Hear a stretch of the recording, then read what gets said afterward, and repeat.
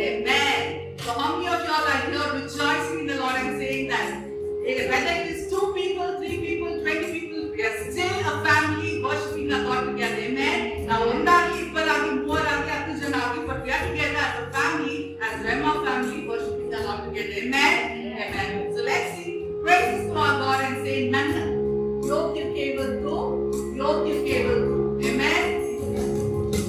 ದೇವರಿಗೆ ಸ್ತೋತ್ರವನ್ನು ಅರ್ಪಿಸುವ ಹೇಳುವ ತಂದೆ ಎಲ್ಲ ಸ್ತುತಿ ಸ್ತೋತ್ರಕ್ಕೆ ನೀನೇ ಯೋಗ್ಯನಾಗಿದ್ದಾನೆ. Amen.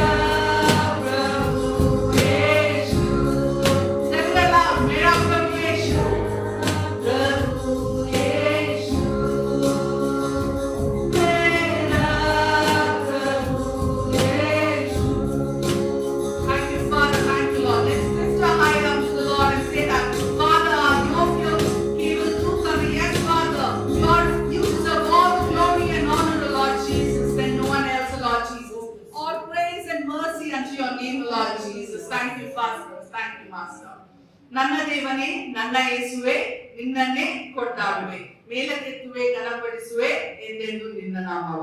ಆಮೆನ್. ಪಾಪಿನನ್ನ ಪ್ರೀತಿಸಿ ಪರಿಶುದ್ಧಗೊಳಿಸಿ ಪರಲೋಕವನ್ನು ನನಗೆ ನೀಡಿದೆ. ಓ ನನ್ನ ದೇವನೇ, ಆಮೆನ್. ನಿನ್ನ ಪ್ರೀತಿ ಶ್ರೇಷ್ಠವು ಎಂದೆಂದು ನಾನು ಮರೆಯನು. Let's sing this beautiful song because ನಾವು ಇದನ್ನು ಎಕ್ಸ್ಪೀರಿಯನ್ಸ್ ಮಾಡಿದ್ದೇವೆ. ಆಮೆನ್. ಅದಕ್ಕಾಗಿ ನಾವು ಇಲ್ಲಿ ನಿಂತಿದ್ದೇವೆ. ನಾವೆಲ್ಲರೂ ಅನುಭವ ಮಾಡಿದ್ದೇವೆ ದೇವರ ಪ್ರೀತಿಯನ್ನು, ಅಲ್ಲ? ಎಲ್ಲರೂ ಅನುಭವ ಮಾಡಿದ್ದೇವಲ್ಲ? Yes. So let's sing the song, join our hearts and say, ನನ್ನ ದೇವನೇ ನನ್ನ ಯೇಸುವೆ.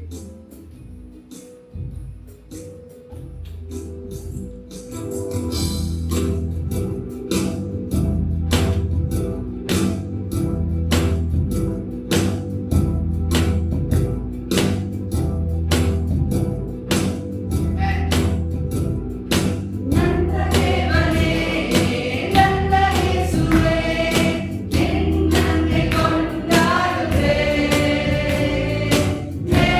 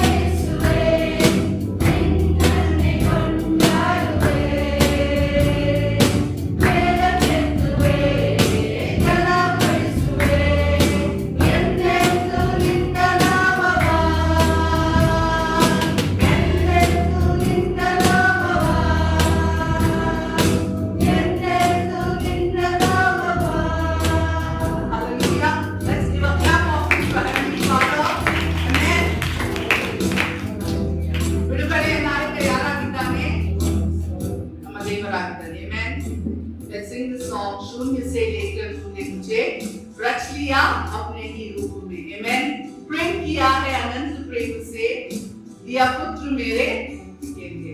Amen. Let's sing the song and rejoice that, amen, ಆತನು ನಮ್ಮನ್ನು ಆತನಂತೆ ಚಿತ್ರಿಸಿದ್ದಾನೆ.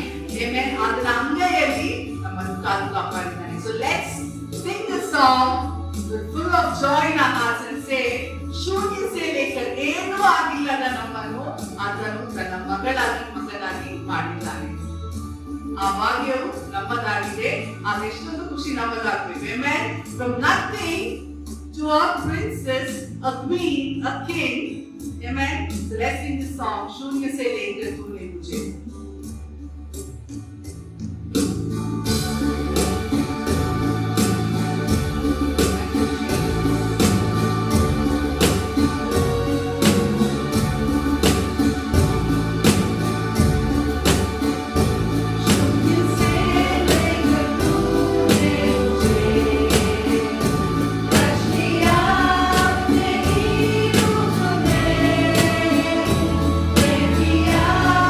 Yeah.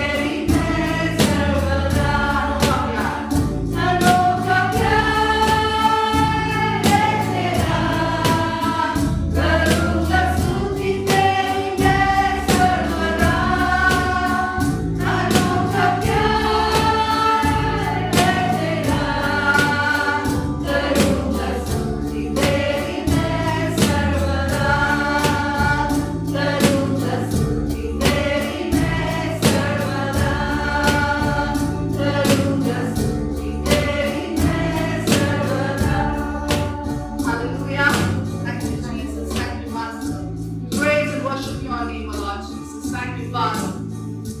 Yes, Lord Jesus. ಸಕಲದಲ್ಲೂ ಉನ್ನತೆ ನೀನಾಗ್ತಿ ತಂದೆ, ಸರ್ವಾಲದಲ್ಲೂ ನಿನಗೆ ಮೇಲಾಗಿ. Thank you, Father. Thank you, Lord Jesus. ಹೌದು ತಂದೆ, ಪ್ರತಿಯೊಂದು ಹೆಜ್ಜೆಯಲ್ಲಿ ನೀನು ನಮ್ಮನ್ನು ನಡೆಸುವಂತ ದೇವರಾಗಿದ್ದಿ ತಂದೆ. ಪ್ರತಿಯೊಂದು ಸಮಯ ನೀನು ನಮ್ಮನ್ನು ಕಾಪಾಡುವಂತ ದೇವರಾಗಿದ್ದಿ ಸ್ತೋತ್ರ ತಂದೆ. ಹೌದು ತಂದೆ, ನಮ್ಮ ಎಡಕ್ಕಾಗಿ ಬಲಕ್ಕಾಗಿ ಹೋಗುವ ತೋರಿಸ್ಕೊಡೋ ದೇವರು ನೀನಾಗಿದ್ದಿ ತಂದೆ. Yes, Father. Fill us with your Holy Spirit, Lord Jesus, that we can be used more and more for your glory, Lord Jesus. ನಿನಗೆ ಬೇಕಾದ ಆಕಾರದಲ್ಲಿ ನಾವು ಆಗುವಂತೆ ನೀನು ನಮ್ಮನ್ನು ಫಾರ್ಮ್ ಮಾಡುತ್ತಂದೆ, ಸಹಾಯ ಮಾಡುತ್ತಂದೆ. Thank you master, thank you Jesus. ಪ್ರತಿಯೊಂದು ಹೆಜ್ಜೆಯಲ್ಲಿ ನಾವು ಆತನಿಗೆ ಕೂಗಾಡುವಾಗ we know that we have a definite answer in him.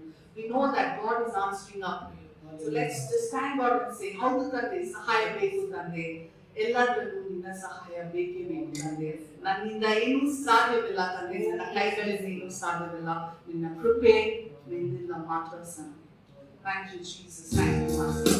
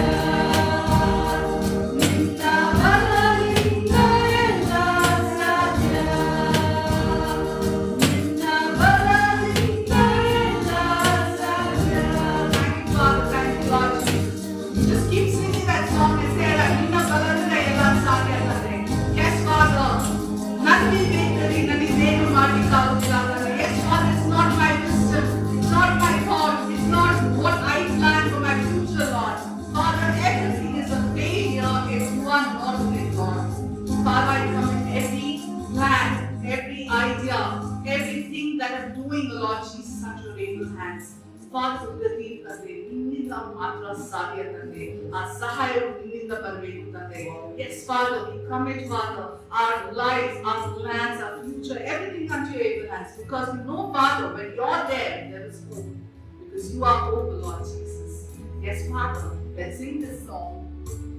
तुमसा कोई नहीं, तुमसा कहीं नहीं. Amen. We know that ಆತನಲ್ಲಿ ಯಾರೂ ಇಲ್ಲ, ನಾವು ಯಾರಿಗೂ ಆತನಲ್ಲಿ ಕಾಣ್ತಿಲ್ಲ. Amen. ಯಾರೂ ಆತನಲ್ಲಿ ಸಾಧ್ಯವಿಲ್ಲ. Amen. So let's just thank God and say, yes, Father, ಆ ಕತ್ತಲೆಯ ಸಮಯದಲ್ಲಿ ನೀನ ಬೆಳಕಾಗಿ ತಂದೆ. ಹೌದು ತಂದೆ, ನೀನ ದಾರಿಯುವ ಮಾರ್ಗವು ನನ್ನದಾಗಿದೆ ತಂದೆ. Amen. ನೀನು ಎಲ್ಲವೂ ನನ್ನದಾಗಿದೆ ತಂದೆ. ಯಾಕಂದ್ರೆ ನಿನ್ನ ಹೆಸರಲ್ಲಿ ತಂದೆ ನಮಗೆ ಜೀವವಿದೆ ತಂದೆ. Amen. So let's sing this song. तुमसा कोई नहीं.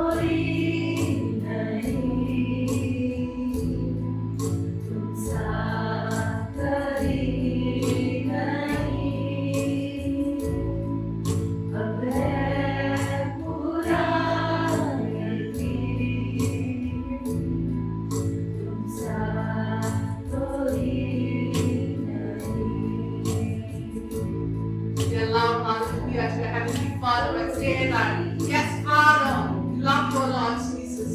ಹೌದು ತಂದೆ, ನೀನು ಪಟ್ಟಂತ ಶ್ರಮೆಯನ್ನು ತಂದೆ ನೆನೆಸಿಕೊಂಡು ತಂದೆ, ಪಾಪಿಯಾಗದ ತಂದೆ ನಿನ್ನನ್ನು ಆ ಕ್ರೂಜಲ್ಲಿ ನೀವು ವಹಿಸಿಕೊಟ್ಟಿದ್ದೀರಿ ತಂದೆ.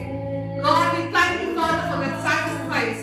ಹೌದು ತಂದೆ, ಆ ಕ್ರೂಜಿಯ ಮರಣದಲ್ಲಿ ಕೊಂದ ತಂದೆ. Yes, Father, ಮರಣವನ್ನು ನೆನೆಸಿಕೊಂಡು ತಂದೆ. Father, we believe, Lord Jesus. ಆ ರಕ್ತವು ತಂದೆ ಸುರಿಸಲ್ಪಟ್ಟಿದೆ ತಂದೆ.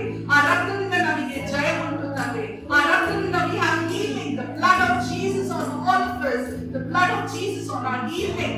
On every condition that we are in. That God, you alone can give us victory, O Lord Jesus. ಇಲ್ಲದೆ ಯಾರು ಇಲ್ಲ ತಂದೆ. ಇಲ್ಲದೆ ಯಾರು ಇಲ್ಲ ತಂದೆ. Thank you, Father. Thank you, Lord Jesus. Thank you, Father, for this time. Thank you, Lord Jesus. Our Sunday is ಸಮಯಕ್ಕೋಸ್ಕರ ಸ್ತೋತ್ರ ತಂದೆ. Father, we thank you, Father, for this beautiful time of worship we had, Lord Jesus. Father, even as we get into the word today, Father, we know that every heart will find you to worship the Lord Jesus in your name. Father, to listen to your word, Lord Jesus. Father, every beautiful revelation that you had, Father, it's going to be different for each heart, Lord Jesus. Thank you, Father, for doing it. Thank you, Jesus. Thank you, Father. This prayer we ask in Jesus' name, and we all say aloud, Amen and Amen.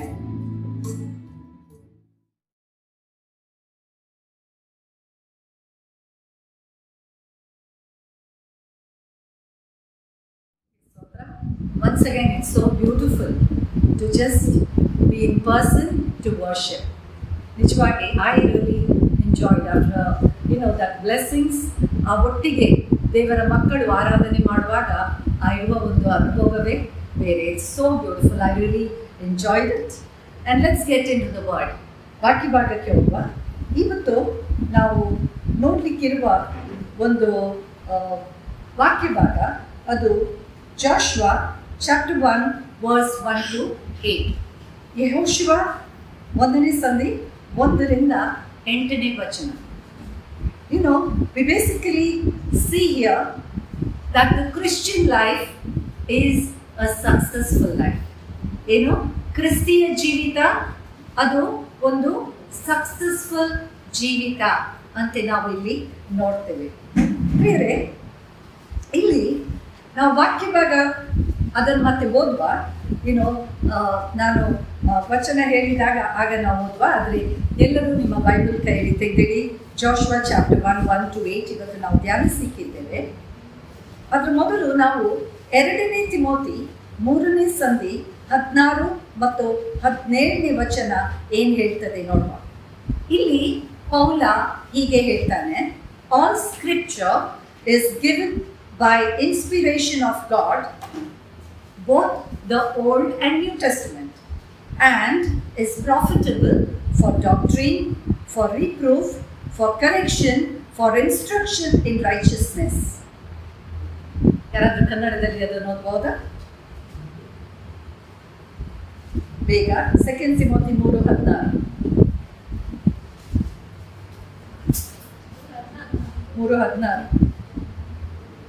ದೈವ ಪ್ರೇರಿತವಾದ ಪ್ರತಿಯೊಂದು ಶಾಸ್ತ್ರವು ಉಪದೇಶಕ್ಕೂ, ಖಂಡನೆಗೂ, ತಿದ್ದುಪಾಟಿಗೂ, ನೀತಿ ಶಿಕ್ಷೆಗೂ ಉಪಯುಕ್ತವಾಗಿದೆ. ಸಾಕು, ಅಷ್ಟೇ ಸಾಕು. ಏನಂತೆ? The scripture was given for all these things ಅಲ್ವಾ? ಯಾವುದಕ್ಕೆ ನಾವು ಕೆಲವು ದಿನದ ಹಿಂದೆ ಕೂಡ ಇದನ್ನು ನಾವು ಧ್ಯಾನಿಸಿದ್ದೇವೆ. This particular verses, it is profitable for doctrine, for reproof, for correction, for instruction in righteousness. ನೀತಿಯಲ್ಲಿ ನಾವು ಮುಂದೆ ಹೋಗ್ಲಿಕ್ಕೆ. ಓಕೆ, ಸೊ ವೆರಿ ಕ್ಲಿಯರ್ಲಿ ಅಲ್ಲಿ ಏನು ಹೇಳ್ತದೆ ಹೇಳಿದರೆ, ವಾಕ್ಯ ನಮಗೆ ಒಂದು ಕೇರ್ಲೆಸ್ ರೀತಿಯಲ್ಲಿ ನಾವು ಮುಂದೆ ಹೋಗ್ಲಿಕ್ಕಾಗಿ ಕೊಟ್ಟದ್ದಲ್ಲ, ಆದರೆ ಅದು ನಮ್ಮ ಒಂದು ಎಡಿಫಿಕೇಶನ್ ಹೇಳಿದರೆ ನಾವು ದೇವರಲ್ಲಿ ಬಲ ಹೊಂದಿ, ಅವನಲ್ಲಿ ನಾವು ಆತ್ಮದಲ್ಲಿ ಬಲ ಹೊಂದಲಿಕ್ಕಾಗಿ. And it says it is profitable. Profit ನಮ್ಮನ್ನು ಏನು ಮಾಡ್ತದೆ? ಅಯ್ಯೋ ಯಾಕೆ ಪ್ರಾಫಿಟ್ ಬಂದು ಹೇಳ್ತೇವೆ ನಾವು. ಪ್ರಾಫಿಟ್ ಏನು ಮಾಡ್ತದೆ? It builds us up, right? We feel happy. So remember, ಈ ವಾಕ್ಯ ಏನು? That is profitable to us. ಅದು ನಮ್ಮನ್ನು ಬೆಳೆಸುವಂಥದ್ದು ಅಂತ ವಾಕ್ಯ ಹೇಳ್ತದೆ. Builds you up in what? ಯಾವುದರಲ್ಲಿ ಅದು ನಮ್ಮನ್ನು ಬೆಳೆಸ್ತದೆ? ಇನ್ ಕ್ರೈಸ್ಟ್. ಆಮೆನ್. ಅದು ನಮ್ಮನ್ನು ಯೇಸು ಕ್ರಿಸ್ತನಲ್ಲಿ ಬೆಳೆಸ್ತದೆ ಅಂತ ನಾವು ನೋಡ್ತೇವೆ. Now the success according to the word of God is just opposite to the success of the world. ಏನು ನಾನು ಹೇಳಿದೆ, ಈ ವಾಕ್ಯ ಭಾಗದಲ್ಲಿ ಯಾವುದನ್ನು ವಾಕ್ಯ ಭಾಗ ಸಕ್ಸಸ್ ಅಂತ ಹೇಳ್ತದ, ಅದು ಲೋಕ ರೀತಿಯಲ್ಲಿ ಏನಾಗಿದೆ, ಅದು ಅದಕ್ಕೆ ಆಪೋಸಿಟ್ ಆಗಿದೆ.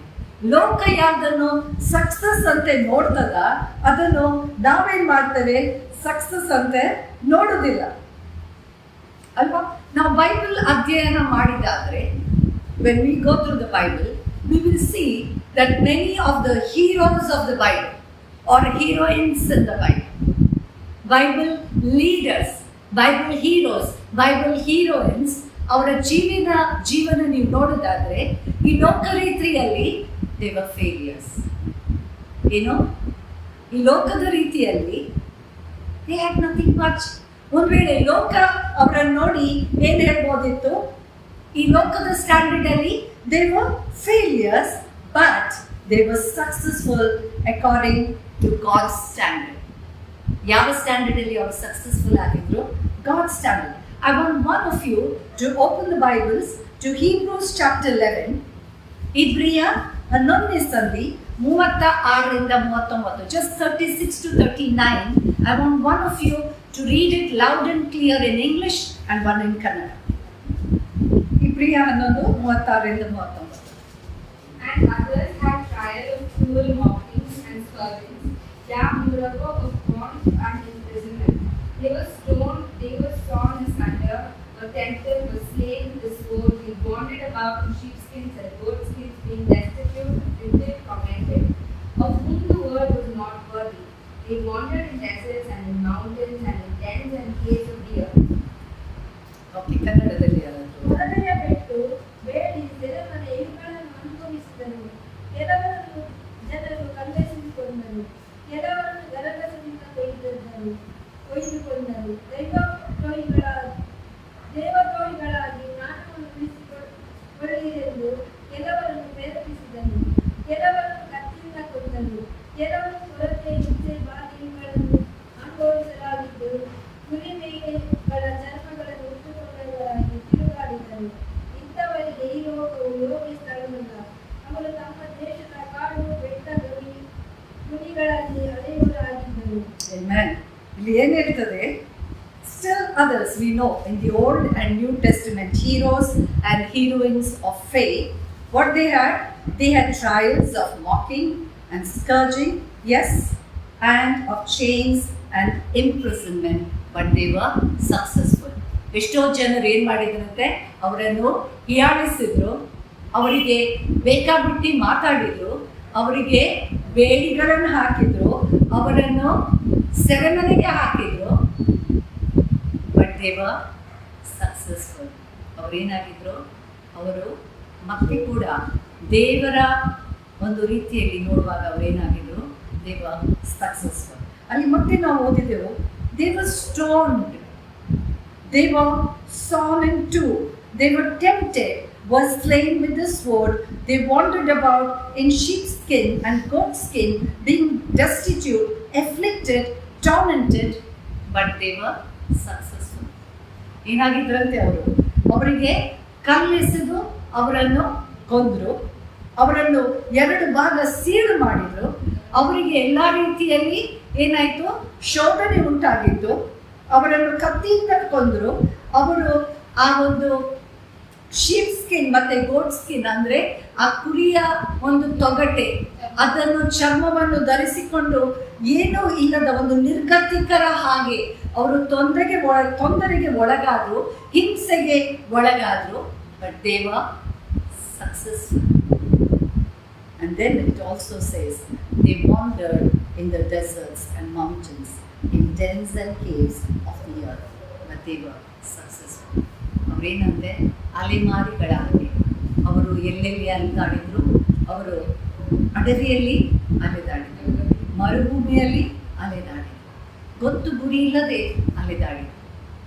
ಪ್ರಿಯರೇ, ಈಗ ನಾನು ಹೇಳಿದ ಈ ಎಲ್ಲ ವಿಷಯಗಳು ಅದು ಒಂದು ಒಂದು ಸಕ್ಸಸ್ಫುಲ್ ಲೈಫ್ ಅಂತ ನಾವು ಹೇಳ್ಬೋದಾ ಲೋಕದ ರೀತಿಯಲ್ಲಿ? Was it a successful life?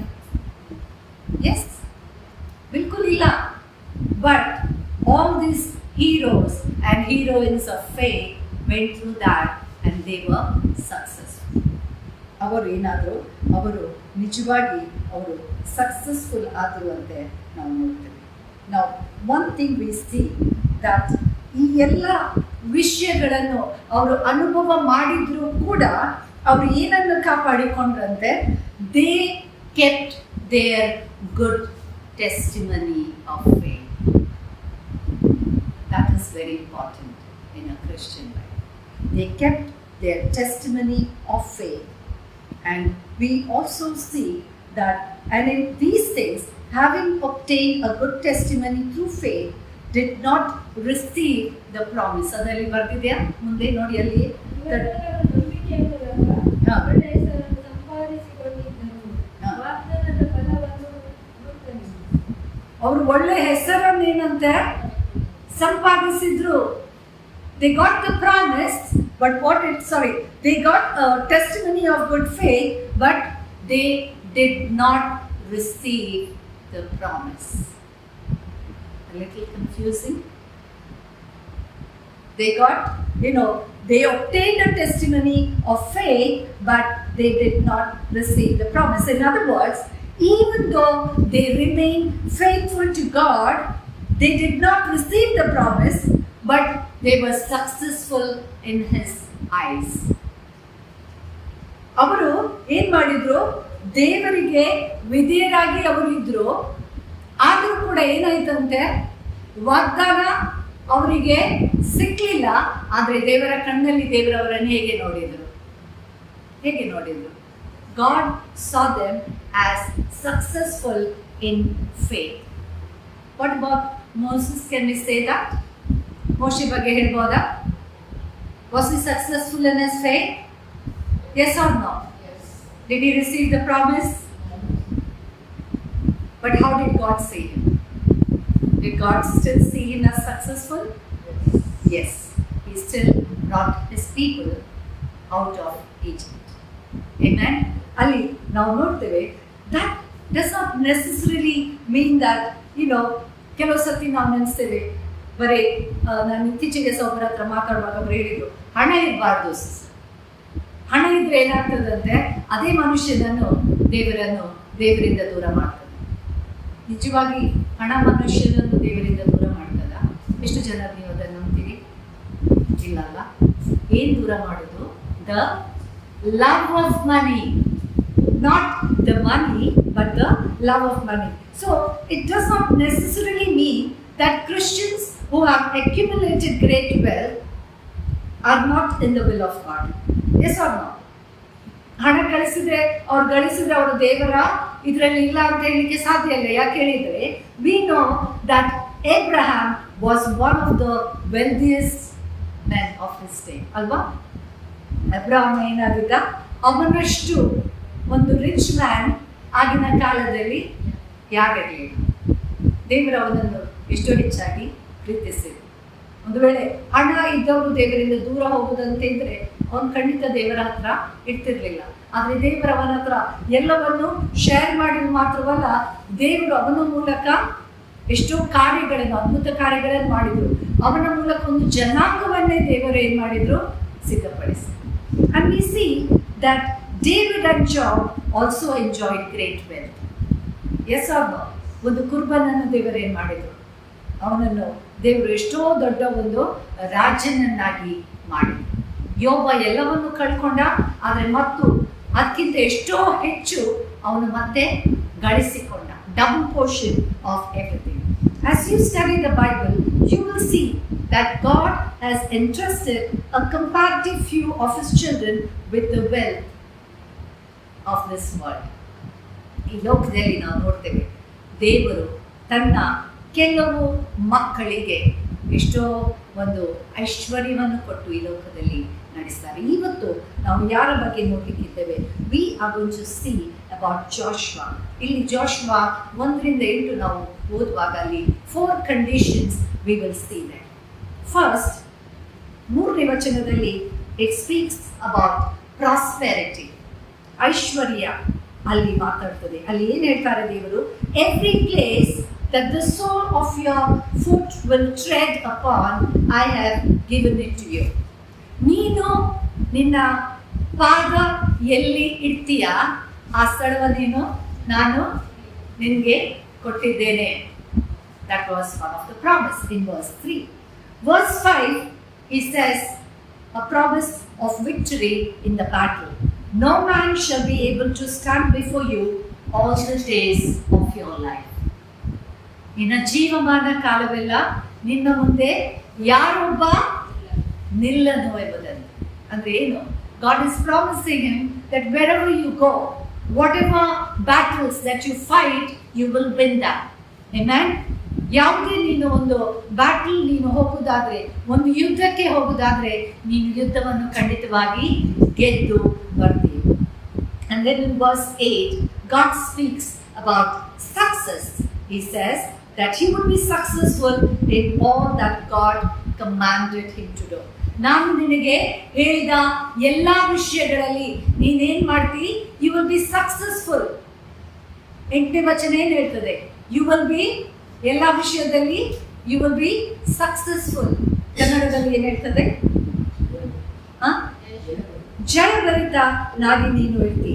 And then in verse 5 again it says that a reward for obedience. ಅಲ್ಲಿ ಏನು ಹೇಳ್ತದೆ? I will not leave you nor forsake you. ನಾನು ನಿನ್ನನ್ನೆಂದು ಕೈ ಬಿಡುವುದಿಲ್ಲ, ತೊರೆದು ಬಿಡುವುದಿಲ್ಲ. ಪ್ರಿಯರೇ, ಈ 4 ಪ್ರಾಮಿಸಸ್ ಇವತ್ತು ಜೋಶುವಾಗೆ ಮಾತ್ರ ಅಲ್ಲ, ದೇವರ ಮಕ್ಕಳಾದ ನಮಗೆ ಕೊಡ್ತಾ ಇದ್ದಾರೆ. Amen?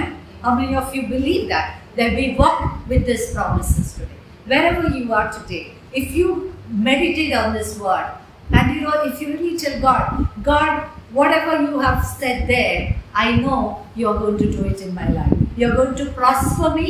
Amen? You're going to see that I will be victorious in every battle. Amen?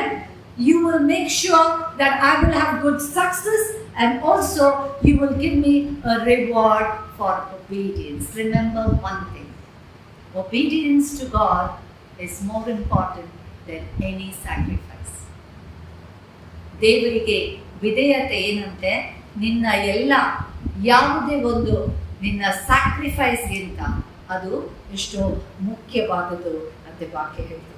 So ನಾವು ನೋಡ್ತೇವೆ, ದೇವರು ಇವತ್ತು ಕೂಡ ನಾವು ಈ ಪ್ರಾಮಿಸ್ ಅನ್ನು ದೇವರಲ್ಲಿ ಕ್ಲೇಮ್ ಮಾಡೋದಾದ್ರೆ, ಆತನಿಗೆ ನಾವು ವಿಧೇಯರಾಗಿ ಜೀವಿಸಲಿಕ್ಕೆ ಇಷ್ಟಪಡೋದಾದ್ರೆ, ಆತನಿಗೆ ಎಲ್ಲವನ್ನು ಒಪ್ಪಿಸಿಕೊಟ್ಟು, ದೇವರೇ ನಿನ್ನ ಚಿತ್ತ ನನ್ನ ಜೀವಿತದಲ್ಲಿ ನೆರವೇರಲಿ ಎಂಬುದಾಗಿ ನಾನು ನೀನು ಹೇಳುವುದಾದ್ರೆ, God is going to do this in your life and in my life.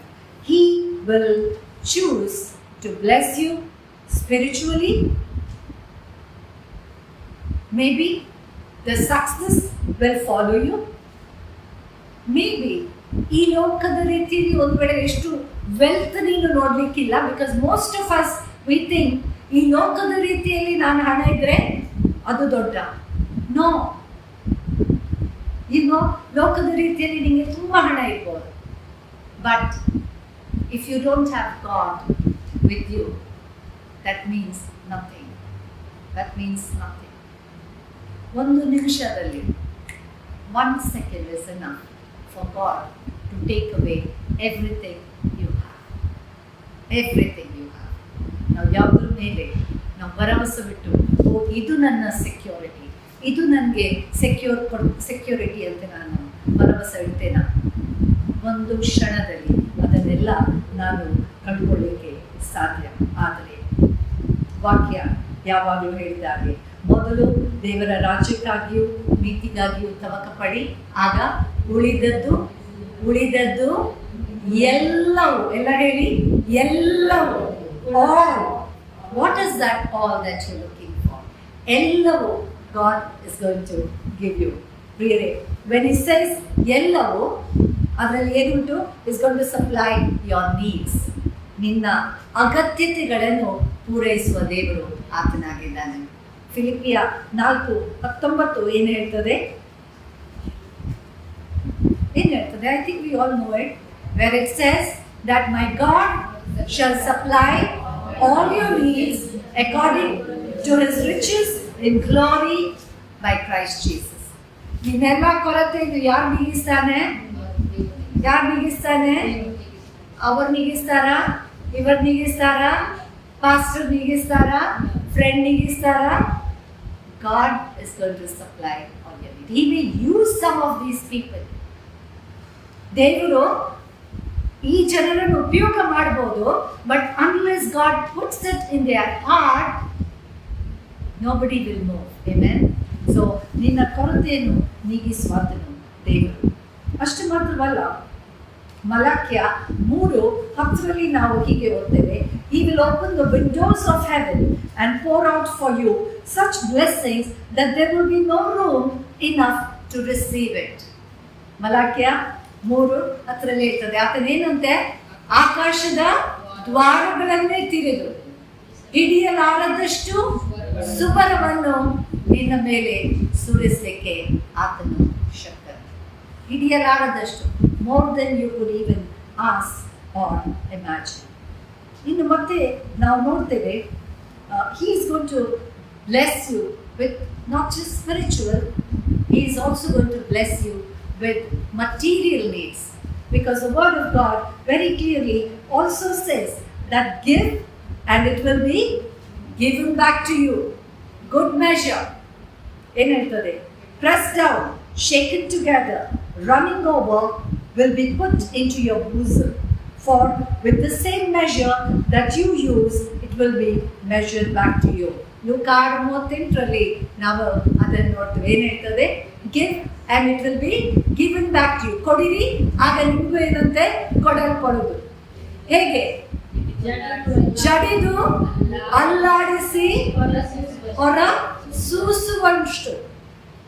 ಜಡಿದು ಅಲ್ಲಾಡಿಸಿ ನಾವು ಏನ್ ಮಾಡ್ತೇವೆ? ಒಂದು ಭರಣಿಗೆ ಏನಾದರೂ ತುಂಬಿಸಿ ಏನ್ ಮಾಡ್ತೇವೆ?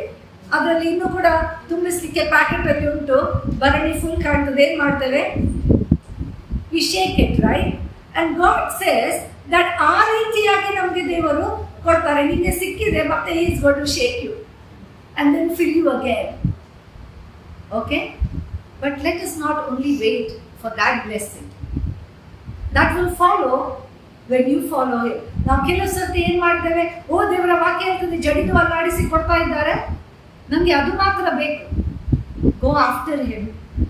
Seek ye first the kingdom of God and all these things. ಇದೆಲ್ಲವೂ ನಿಮಗೆ ಸಿಗ್ತದೆ ಅಂತ ಹೇಳ್ತದೆ ಪ್ರಿಯರೇ. So God is very clear.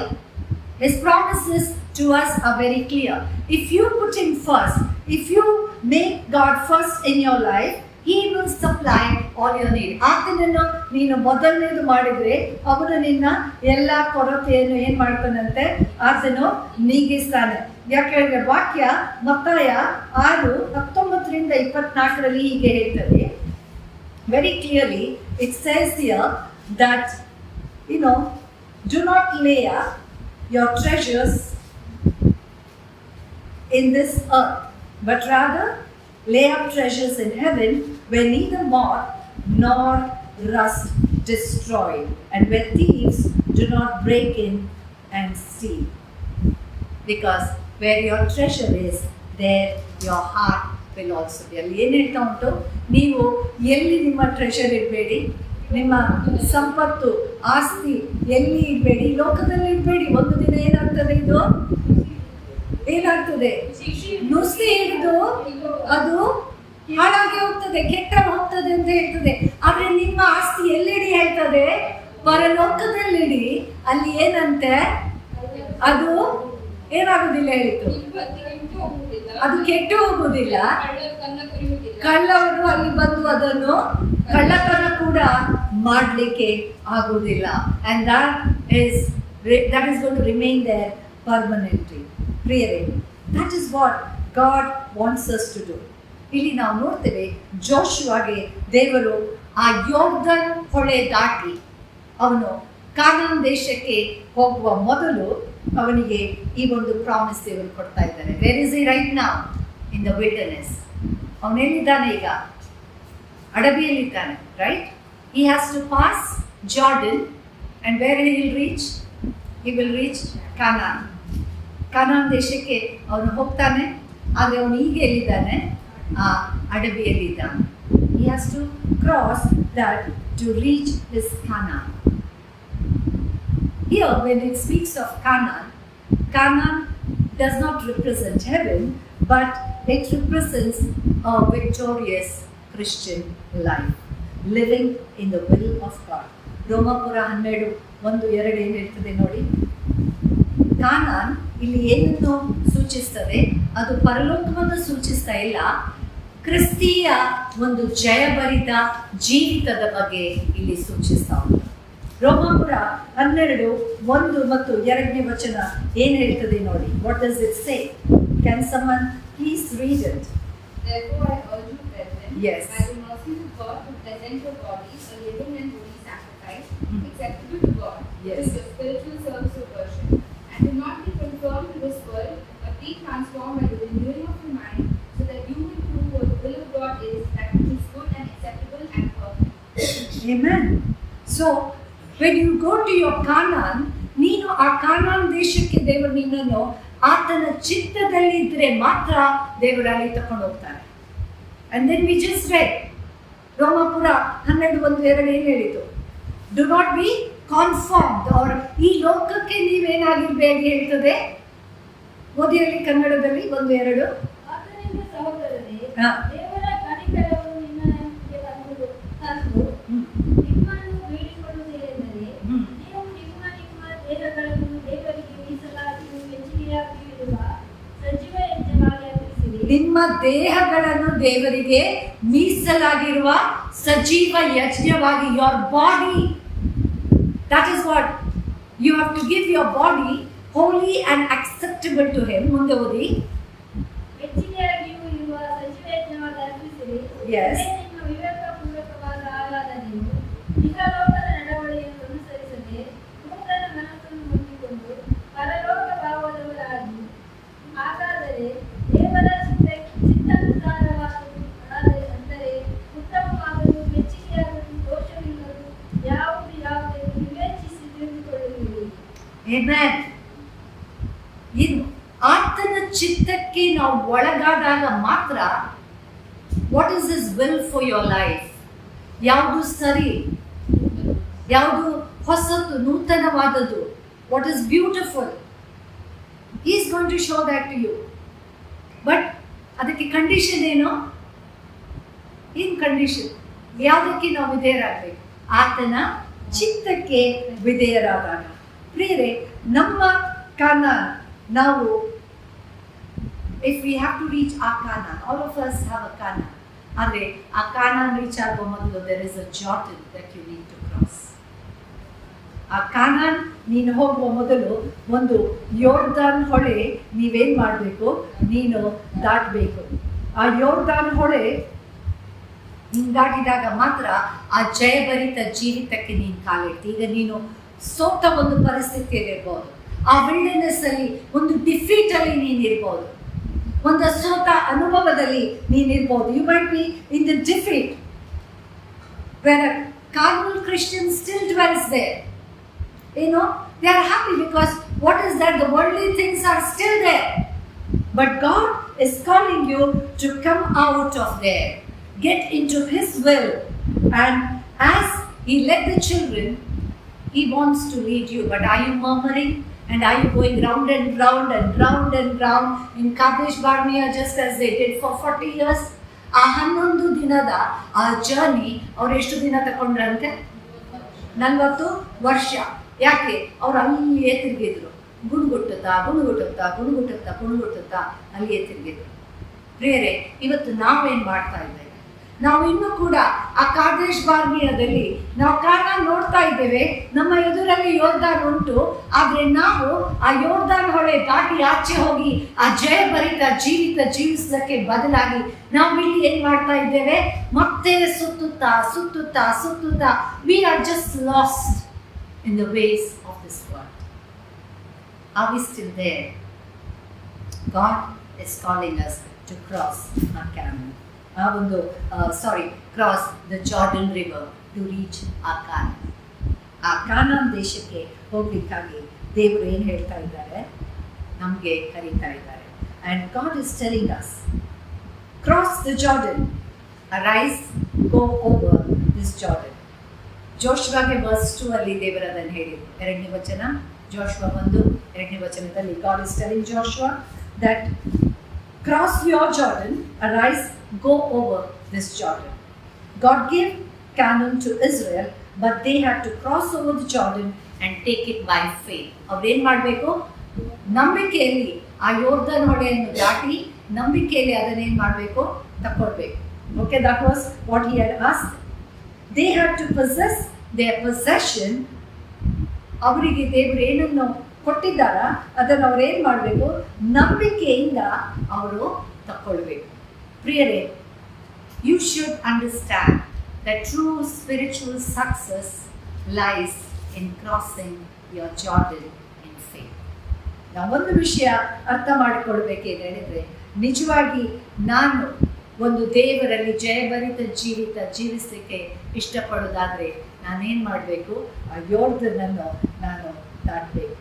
ಯೋಹಾನ 11:40 ವಚನದಲ್ಲಿ ನಾವು ಅದನ್ನು ನೋಡ್ತೇವೆ. ಏನು ಹೇಳಿದರೆ, you must put your faith into action.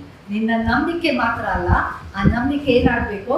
ಅಲ್ಲಿ ಆ್ಯಕ್ಷನಲ್ಲಿ ನಾವು ಅದನ್ನು ಟ್ರಾನ್ಸ್ಫಾರ್ಮ್ ಮಾಡಬೇಕು. We have to show a faith in our action. ಪ್ರಿಯರೇ, ಮತ್ತೆ ದೇವರಲ್ಲಿ ಅವರಿಗೆ ಏನು ಹೇಳ್ತಾರೆ ಇದ್ದಾರೆ? ವಚನ 8ರಲ್ಲಿ, meditate on his word, you shall meditate it day and night. ದೇವರ ವಚನವನ್ನು ಏನು ಮಾಡಬೇಕಂತೆ? ಹಗಲಿರುಳು ಧ್ಯಾನಿಸು. ನಾವೇನು ಮಾಡ್ತೇವೆ? ಬೆಳಿಗ್ಗೆ ಇದ್ದಾಗ ಒಮ್ಮೆ ಧ್ಯಾನಿಸ್ಬೋದು, ಟೈಮ್ ಇದ್ದಾಗ ಮಧ್ಯದಲ್ಲಿ, ಮತ್ತೆ ನಮ್ಮ ಫ್ಯಾಮಿಲಿ ಪ್ರೇಯರಲ್ಲಿ. Do we really meditate day and night? ನಾವು ಹಗಲಿರುಳು ಅದನ್ನು ಧ್ಯಾನಿಸ್ತಾ ಇದ್ದೇವೆ. What God was telling is, ಈಗ ಆಗ in our Bible study, what God is telling us now is, be always filled with the Spirit. Every day fill yourself even more. Holy Spirit is in us, correct? ಆತ ನಮ್ಮ ಒಳಗಿದ್ದಾರೆ. We don't have to invite him, but you need to have more of it. ಆತನನ್ನು ನಾವು ಇನ್ನೂ ಹೆಚ್ಚಾಗಿ ನಮ್ಮಲ್ಲಿ ಹೊಂದಿಕೊಳ್ಳುವ ಆಶೆ ಇರುವವರಿರಬೇಕು.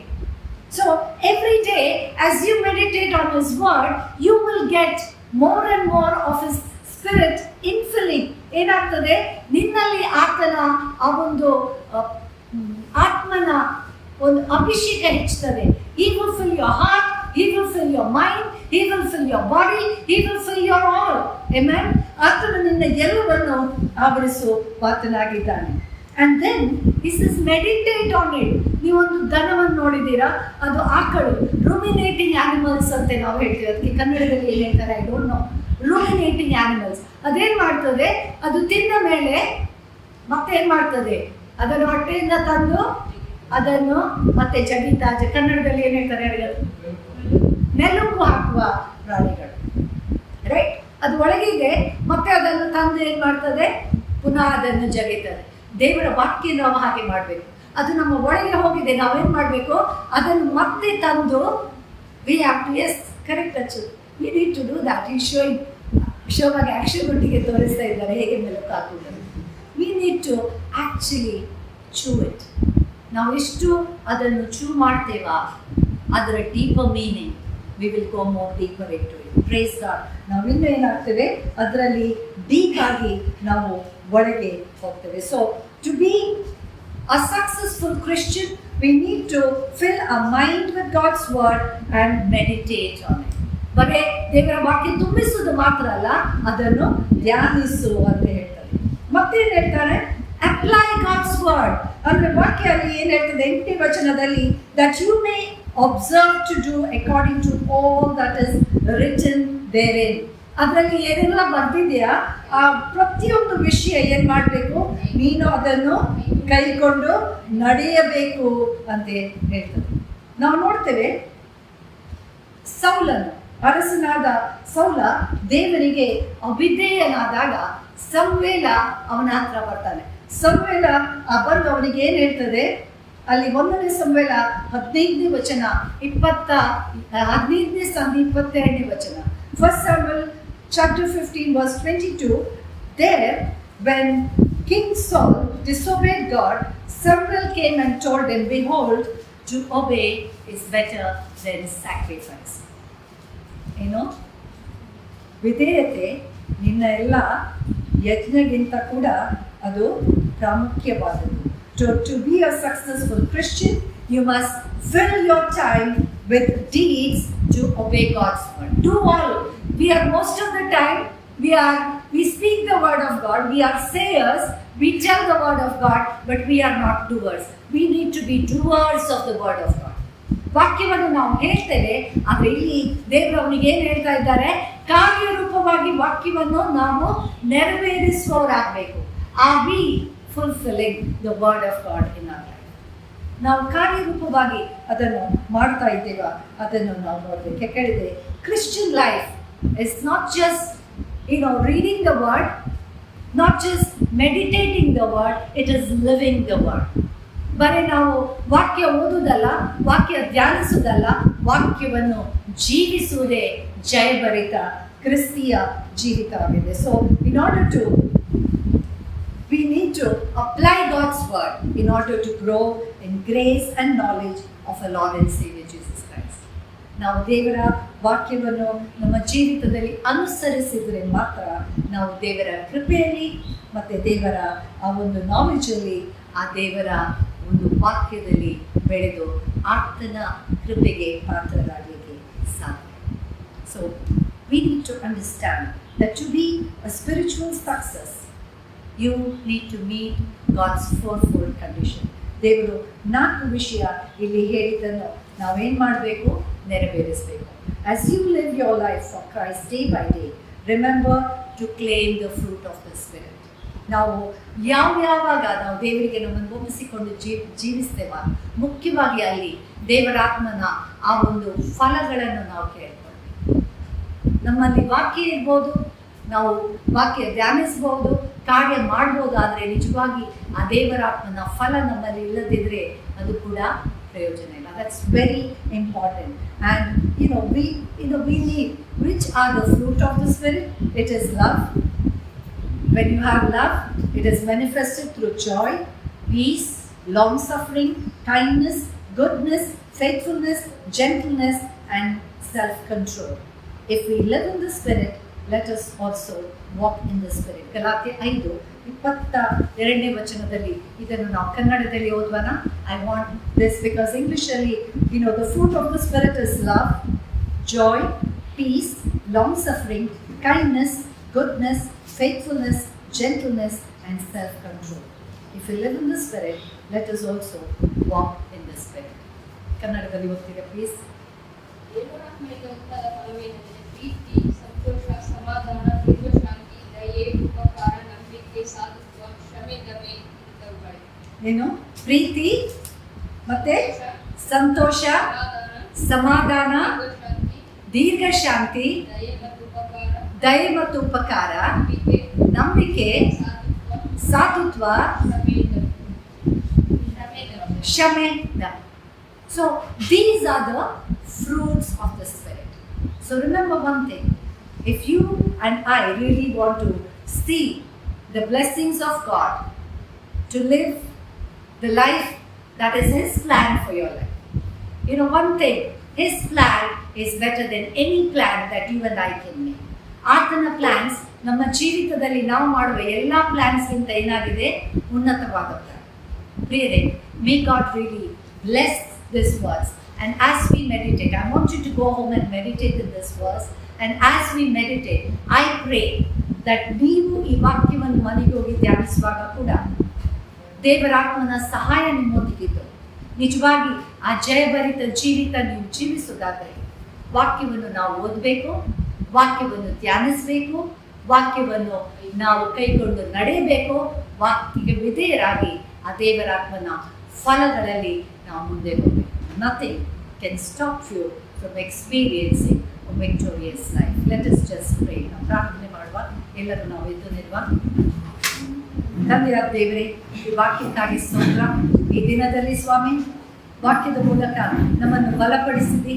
ಯೆಹೋಶುವನಿಗೆ ನೀನು ಕೊಟ್ಟ ವಾಗ್ದಾನವನ್ನು ನಮ್ಮಲ್ಲಿ ನೆರವೇರಿಸುವ ದೇವರು ನೀನಾಗಿದ್ದೀಯ. ಒಂದು ವೇಳೆ ಲೋಕ ರೀತಿಯಲ್ಲಿ people mite C us as failures, ಲೋಕ ರೀತಿಯಲ್ಲಿ ಜನರು ನಮ್ಮನ್ನು ನಾವು ಸೋತ ಒಂದು ವ್ಯಕ್ತಿಗಳೆಂಬುದಾಗಿ ಎನಿಸಿದಾದರೂ ತಂದೆ, ನಿನ್ನಲ್ಲಿದ್ದು ಈ ವಿಷಯಗಳನ್ನು ನಾವು ಕೈಕೊಂಡು ನಡೆಯುವುದಾದರೆ, ನಿನ್ನ ವಾಕ್ಯಕ್ಕೆ ನಾವು ಒಳಗಾಗಿ, ನಿನ್ನ ವಾಕ್ಯವನ್ನು ಧ್ಯಾನಿಸಿ, ವಾಕ್ಯವನ್ನು ನಾವು ಪ್ರಾಕ್ಟೀಸ್ ಮಾಡಿ, ನಿನ್ನ ಆತ್ಮನ ಫಲಗಳಲ್ಲಿ ನಾವು ಮುಂದೆ ನಡೆಯುವುದಾದರೆ ತಂದೆಯಾದ ದೇವರೇ, ನಿನ್ನಲ್ಲಿ ವಿ ಆರ್ ಸಕ್ಸಸ್ಫುಲ್, ನಿನ್ನಲ್ಲಿ ನಾವು ಜಯವುಳ್ಳ ನಿನ್ನ ಮಕ್ಕಳು.